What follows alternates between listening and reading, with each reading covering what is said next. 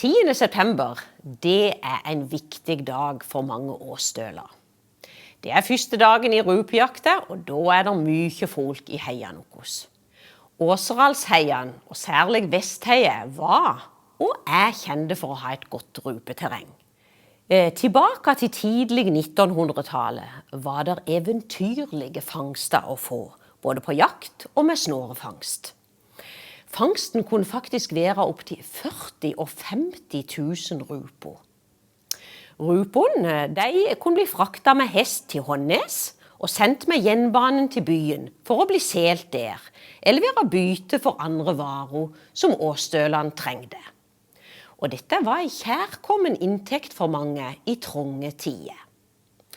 Nå er rupejakt rekreasjon og hobby, men fortsatt en viktig del av livet for mange åsstøler. Og ennå er det mange som holder tradisjonen i hevd med snårefangst.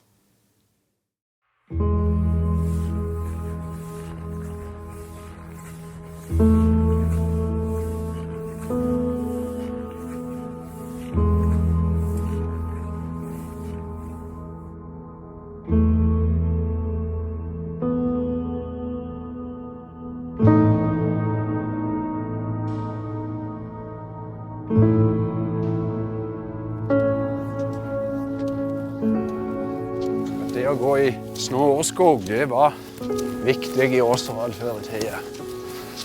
Da måtte alle hjelpe til.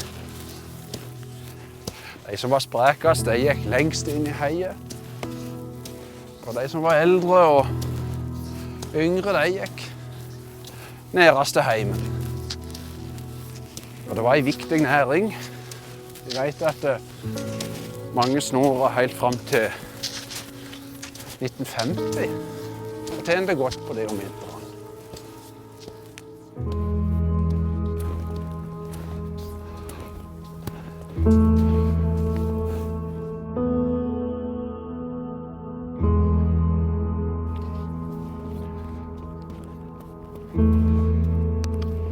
Når du skal sette ei raupesnåre, så finner du en kvist som er delt i to.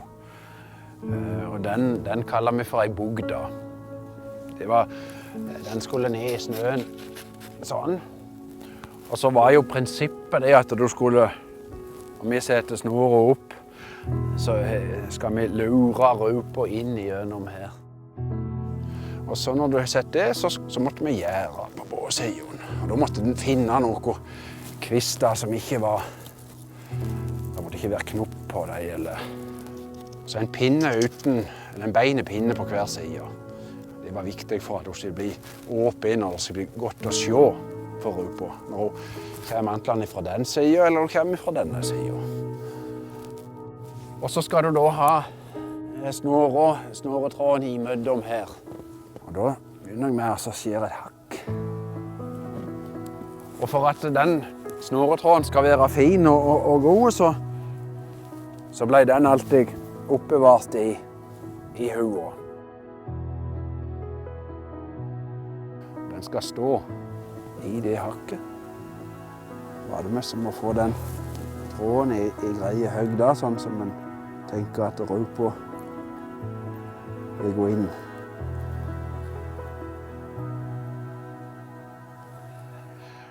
Nå er det en messingtråd i den bugda.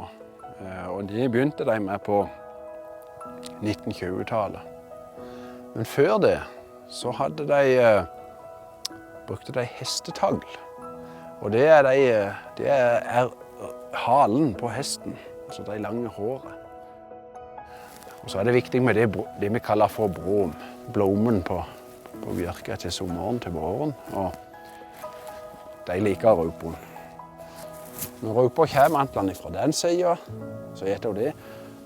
Så ser hun det andre på andre siden, og så går hun gjennom og hekter seg fast.